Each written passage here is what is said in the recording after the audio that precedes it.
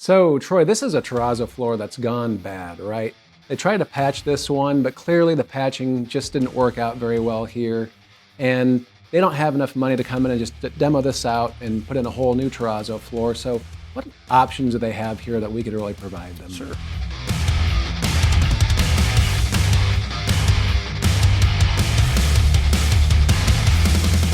Well, you know, that's the problem with terrazzo. A lot of times matching color over time is really hard.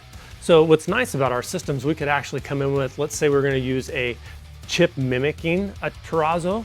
So we could actually come in, do a CSP of 2 over the top of this, get it clean, get it ground down to that 2, and do one of our chip systems that actually looks like a terrazzo.